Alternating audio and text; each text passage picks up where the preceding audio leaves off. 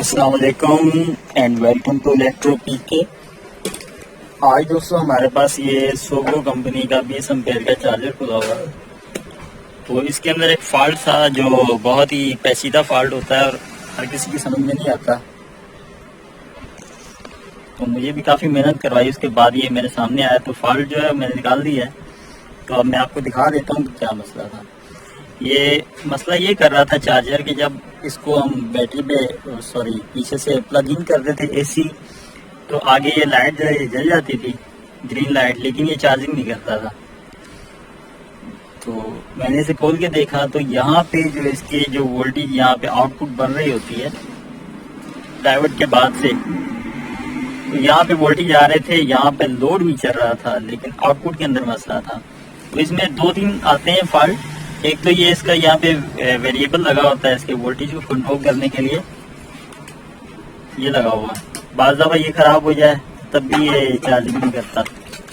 और अगर ये एम्पियर सेट करने के लिए ये जो वॉल्यूम कंट्रोल होता है इसका, ये खराब हो जाए तब भी ये चार्जिंग नहीं करता।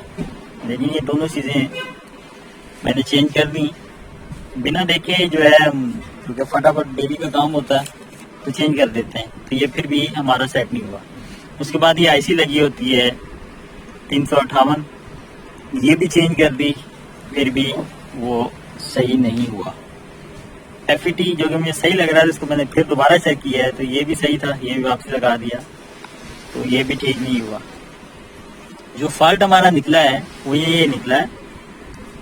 ये देखें, ये यहाँ पे मॉसफेट लगा हुआ है इसको कंट्रोल करने का, जो इसकी आउटपुट पे जब बैटरी वो हमारी वो फुल हो जाती है तो तब भी ये स्विचिंग का काम भी करता है। और ये जो हमारी आउटपुट, ये जो वायर है इसके ऊपर ये डायरेक्टली करंट ना दे, जब बैटरी से अटैच हो तभी ये करंट आउटपुट में दे, तो उसके लिए भी ये लगा होता है।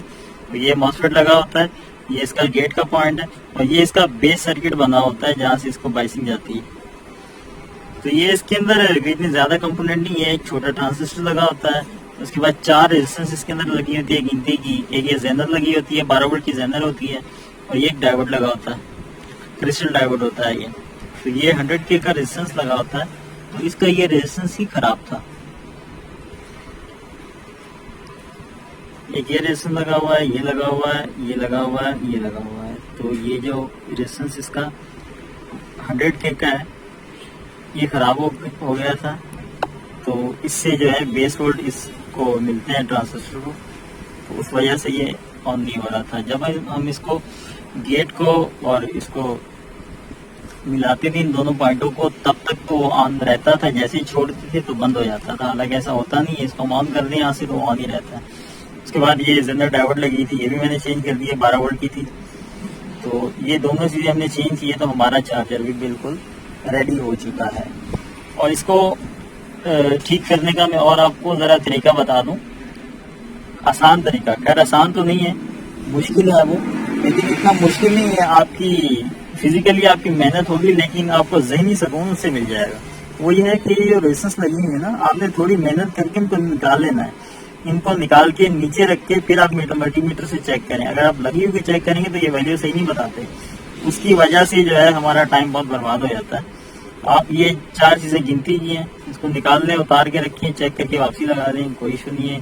थोड़ी सी मेहनत होगी, लेकिन ये आपको जल्दी आपका काम जो है इससे हो जाएगा।